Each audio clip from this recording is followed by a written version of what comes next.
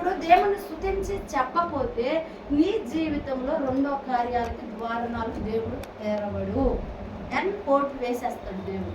ఎందుకు వేస్తాడు అక్క? ఎన్ కోట్ వేస్తాడు. ఎందుకు వేస్తాడంటే చేసిన కార్యానికి నువ్వు స్తుతి చెల్లించినప్పుడు, ఇతరులకు చెప్పనప్పుడు నీకు చెప్పాల్సిన అవసరం ఏంటి? నీకు మేలు చేయాల్సిన అవసరం ఏంటి? లోకంలో ఉన్నవాడు ఒకడే, నువ్వు ఒకటివే. నీకు చెప్పే కంటే లోకంలో ఉన్నాడు కన్నా వాడికి ఏదైనా బాగు చేశాను అనుకో, వాడు యువతుడు అందరికి పోయి పలానే చేసాడు మందిరానికి పోతుంది. ఈరోజు మనం క్రైస్తవమైనవి ఏమనంటే, నీకు గోరు తెగి కింద పడ్డావు కానీ, దాని మీద పుచ్చుకున్నా కానీ దాంట్లో నుంచి నువ్వు తప్పించబడితే నీ దేవుణ్ణి స్తుతించి నీ దేవుడు మందిరాన్ని విడవబెట్టొద్దని దేవునికి మహిమ కలుగునుగా. తంబూరతోను నాట్యముతోను ఆయనను స్తుతించుడి. ఆయనను తంబూరతోను నాట్యముతోను ఆయన స్తుతించుండంటే, తంబూర అంటే నీ శరీరం అనే దీన్ని పట్టుకొని నాట్యమనే నీ శరీర భాగాలతోటి దేవుని పరిశుద్ధాత్మతో గంతులు వేస్తుంటే నీ హృదయము గంతులు వేయాలంట. లేడి పిల్ల వల్లే గంతులు వేయాలంట. దేవుడు అభిషేకం ఎవరి మీదకి వచ్చిందో వాళ్ళకి ఆరాధనలో వాళ్ళు ఏం చేస్తున్నా కాదు, చూస్తున్న ప్రజలకు వెరితనంగా ఉంటుంది, కానీ వాళ్ళు అనగచ్చే వాళ్ళకి తెలిసింది సంతోషం. వీళ్ళకి ఏమైందిరా నాయన అనుకుంటారు, కానీ వాళ్ళు దేవుడితో ఏకమయ్యి దేవుడు ఆయన ఇద్దరు ఏం చేస్తున్నారంటే పరవశించి నాట్యం. మనం లోక సంబంధంగా చూస్తాము, ఏదన్నా పొంగల్ పెట్టేటప్పుడు అవి చేసేటప్పుడు అవి వేసుకొని వాళ్ళు కొట్టుకొని వాళ్ళు నాట్యమాడుతూ డ్యాన్స్ చేస్తుంటారు చూసావా. ఒక లోక సంబంధమైన విగ్రహారాధనకే ఏ మంచి లేని తాగి డ్యాన్స్ చేస్తుంటేనే వాళ్ళు అంత సంతోషిస్తుంటే, పరిశుద్ధాత్మ దేవుడు కార్యము చేసి నీ మీద నా మీద తన ఆత్మని కుమ్మరించి ఆయన మనతో కలుసుకోవడానికి వచ్చినప్పుడు ఇంకా మనం ఎంత ఆత్మలో సంతోషిస్తాం. అందుకు దేవుడు అంటున్నాడు ఇక్కడ తంబూరతోను నాట్యముతోను. ఎందుకు దేవుణ్ణి తంబూర సితార నాదములతో దేవుణ్ణి స్తుతించమన్నాడంటే, తమ్మూరు అంటే డమ్ములు కొట్టడం అనో, కన్యలు కట్టడం అనో, లేదంటే మైకుల్లో పాడడం అని మనం అనుకుంటాము, కానీ తంబూరాలంటే అయ్యే కాదు, నాట్యం అంటే అయ్యే కాదు. నాట్యం అంటే నీ కాళ్ళు నాట్యం ఆడాలి.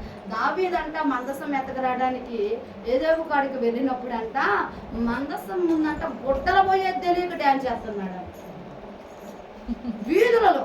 ఏం అవసరం? ఒక రాజు దావీదు, ఏం అవసరం ఆయనకి? పరిశుద్ధాత్మ దేవుడు ఆయన మీదకి వస్తే ఆయన హంగిపోయేదేలోక ఆయన వీధులలో డ్యాన్స్ చేస్తాడు. దావీదు వలె నేను నాట్యమాడెను తండ్రి నేను స్తుతించేదాను. ఆ పాట కూడా అందుకే దేవుడు రాస్తాడు అనమాట. దావీదు నాట్యమాడుస్తుంటేనంట అక్కడంట దేవుడంట మందసం మీద డ్యాన్స్ చేస్తూ వస్తున్నాడంట. ఈ మందసం ఎత్తిన వాళ్ళు కూడా అంట ఉత్సాహంగా మోస్తున్నారంట. ఎందుకు? దేవుడు ఆత్మ దావీదు మీదకి వచ్చి దావీదు దాన్ని దాచిపెట్టుకోకుండా వీధులు ఆయన ఎట్ట ఈ మనకు తాగినోళ్ళు కానీ వేస్తారు చూసావా, అట్ట మొత్తుడై ఆయన డ్యాన్స్ చేస్తుంటానంట. దావీదు భార్య అందంట, పిచ్చే ఉన్న బట్టిందా ఏంది, మొత్తే ఉంది తాగాడు, గొడవ పోయేది కూడా తెలియకుండా ఒక రాజు ఎట్ట డ్యాన్స్ చేస్తున్నాడని గోడ మిద్దె మీద నుంచి కిటికీలో నుంచి మనసులో అనుకుంటే పరిశుద్ధాత్మ దేవుడు శపించి జీవితంలో నువ్వు గర్భవతివి కావని చెప్పించు. దేన్నైనా ఎగతాళి చేస్తే దేవుడు ఊరుకుంటాడంట, కానీ పరిశుద్ధాత్మ దేవుణ్ణి ఎగతాళి చేస్తే ఈ తరము కాదు ఆ తరము కాదు తరతరముల శాపగ్రస్తం దేవుడు పెడతాడు. ఎప్పుడు కూడా తెలుసో తెలియకో నోటి మాటతో పరిశుద్ధాత్మ దేవుణ్ణి ఎగతాళి చేయకూడదు. ఎవరి భక్తి వాళ్ళది, ఎవరి మందిరాల వారి, ఎవరి అభిషేకాలు వాళ్ళు. లేదని వాళ్ళని ఎగతాళి చేయకూడదు, ఉందని వాళ్ళు మనల్ని ఎగతాళి చేయకూడదు. ఈ రోజు తెలియని క్రైస్తవులకు ఏంటంటే, ఇప్పుడు మామూలుగా ఉంటే కొట్టమంటే చప్పట్లు కొడతారా, మామూలుగా ఉంటే స్వరం మాట్లాడమంటే మాట్లాడిద్దా, మామూలుగా ఉంటే పాటలు రమ్మంటే వస్తాయా?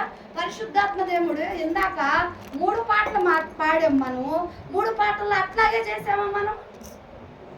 ఆరాధన పాటకి ఎందుకు పరిశుద్ధాత్మ దేవుడు అంతగా ఉత్సవంగా? పరిశుద్ధాత్మ దేవుడు ఎప్పుడు వస్తాడో అప్పుడు కార్యం జరిగింది. ఏ స్థలాల్లో పరిశుద్ధాత్మ రావాడో, ఏ ఆరాధనలో పరిశుద్ధాత్మ రావాలో, ఏ ప్రార్థనలో పరిశుద్ధాత్మ రావాలో ఆ క్షణం ప్రజల మీదకు దేవుడు వస్తాడు. ఎప్పుడు కూడా ఆత్మని ఎగతాళి చేయకూడదు. ఎగతాళి చేసిన దావీదు భార్య గతి ఏమైంది? శాపగ్రస్తురాలై తరమే ఆగిపోయింది. పిల్లలు లేరు ఇంక వాళ్ళు. దావీదు భార్య కదా, అయితేనేమి, సీఎం భార్య అయితే దేవుడి దృష్టిలో ఏమైనా గొప్ప? దేవుడు ఎదుట ఎవడైనా సరే ఇదే, ఎట్టుంటానికి లేదు. ఆయనే రాజు, ఆయనే హీరో, ఆయన తప్ప ఎవరు లేరు. అట్లా దావీదు జీవితంలో జరిగిన ఆయనను దావీదును బట్టేమో తన భార్యని క్షమించవచ్చు కదా. దావీదు చాలా భక్తుడు కదా, అంత చేస్తున్నాడు కదంటే ఎవడు ఆశీర్వాదం వాడిదే, ఎవడు మేలు వాడిదే, ఎవరు కృపలు వాళ్ళయ్యే. దేవుడు కాడ భార్య పిల్లలు ఇవన్నీ రాజీలు ఎవరు రావు. ఎవడు భక్తి చేస్తాడో వాడే పరలోకం, వాడే మేలు. ఎవడు నరకంలో పోవాలనుకుంటాడో వాడే. నేను ప్రార్థన చేస్తే నా భర్త రక్షింపబడతాడు. ఇప్పుడు మామూలుగా ఎందుకు, నేను కూడి తింటే మా ఆయన ఆకలి కాకుండా ఉంటుందా? ఆయన తినాలి, నాది నేను తినాలి. భక్తి కూడా ఎవరి భక్తి వాళ్ళదే. నీ భక్తి చేసుకుంటే నీకు మేలు, తను భక్తి చేసుకుంటే తను మేలు. నీవు ఎప్పుడు కూడా తంబూర సితార నాదములలాగా దేవుడు ఎప్పుడు కూడా నేను స్తుతించాలి, దేవుడితో కలుసుకోవాలి. దేవుడు నేను ఏకమై మేమిద్దరం డ్యాన్స్ చెప్పుకోవాలంటే డ్యాన్స్ చేసుకోవాలి అనిపించాలి. దేవుడితో ఉన్న అనుభవం అలాంటి రీతిలోకి మనం చేస్తుంది. కింద చూడండి. తంది వాయిద్యములతోను పిల్లల గ్రోవితోను ఆయనను స్తుతించుడి. తండ్రి వాయిద్యములతోటి అంటే ఒక చిన్న పిల్లవాడు వాడు పెద్దవాళ్ళ కంటే కూడా ఎక్కువగా వాడు ఏం చేస్తుంటాడు, గోల చేస్తుంటాడు. అనినే చూసుకుంటాము, అనితో పాటు మనం ఎగరలేము. ఇప్పుడు అయితే దేవుడు అంటారు మీరు చిన్న పిల్లలయ్యి నన్ను స్తుతించుడి అని అంటారు. చిన్న పిల్లడికి ఏ పాపం ఏది తెలియదు. వాడు ఆనందంతో స్తుతిస్తాడే తప్ప వాడికి బాధలతో స్తుతించు. మీరు నా ఎదుట చిన్న పిల్లలు అని దేవుడు చెప్తాడు. మీరు అలా స్తుతించాలని దేవుడు చెప్తున్నాడు. దేవుడికి మోగు తాళములతో అంటే నీ నోరు ప్రార్థనలోకి వచ్చినప్పుడు మోగకూడదు అని దేవుడు చెప్తాడు. ఆరాధించేటప్పుడు నీకు వచ్చినా రాపోయినా వచ్చిన దాంతో స్తుతించాలి. ప్రార్థించేటప్పుడు నీకు వచ్చినా రాపోయినా స్తుతించాలి. మనకి బయట నోర్లు మటుకు బెమ్మానములు ఎగుస్తాయి, కానీ దేవుడి సన్నిధిలో కూర్చొని స్తుతించండి అమ్మ అంటే నోర్లు పెగలింపడానికి దయ్యం వచ్చి గల నోటి మీదే కూర్చుంది. దాక్షణం నువ్వేమని అనుకొని రావాలంటే నేను వెళ్తున్నానయ్యా నీ రాజ్యము నిన్ను ఆరాధించుటకు, నా పెదవుల మీద నీ అభిషేక తైలముతో కాచుమని అడగాలి. వెళ్ళామా వచ్చామా కాదు. ఇదే మనం పోయేది షికారికి కాదు, పెళ్లికి కాదు. పెళ్లి కూడా తింటారు బోట్ల. దేవుడు రాజ్య విషయమై భారము కలిగి నశించపోతున్న ఆత్మలను రక్షించడం వరకు దేవుడు నిన్ను నన్ను ఎన్నుకున్నాడు. నువ్వే ఒక నీరసపు సొంకాల పోతే ఆ నీరసపోలు నిన్ను చూసి ఏం బాగుపడతారు? అవునా కదా?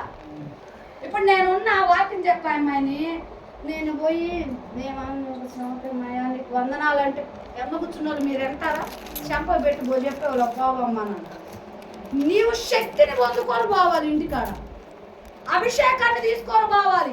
నేను రేపొద్దున ఒక కూటానికి, అది ఒక సేవకులే చేయాలని లేదు, విశ్వాసమైన మనము కూడా చేయాలి. ప్రార్థన చేసి వాక్యం చదువుకుంటున్న వారు ఎంత ప్రార్థనలో శక్తి పొందుకొని మేము అక్కడికి వస్తున్నామో, మా ఎమ్మట సపోర్ట్ కూడా స్తుతించే మీరు కూడా దేవుడి సన్నిధిలో కూర్చొని అంత అభిషేకాన్ని పొందుకోవాలి. నాకు రాదు పుట్టంగానే ఎవడు ఏమి నేర్చుకోవాలా. లోక సంబంధం అయితే ఎవ్వడూ మీకు రాసియాలు అవసరం. ఒక్క మాట చెప్పిరా అంటారు స్వాములారండి, 70 మాటలు కలిపి చెప్పు. నేను ఎందుకు ఈరోజు మనతో దేవుడు మాట్లాడుతున్నాడంటే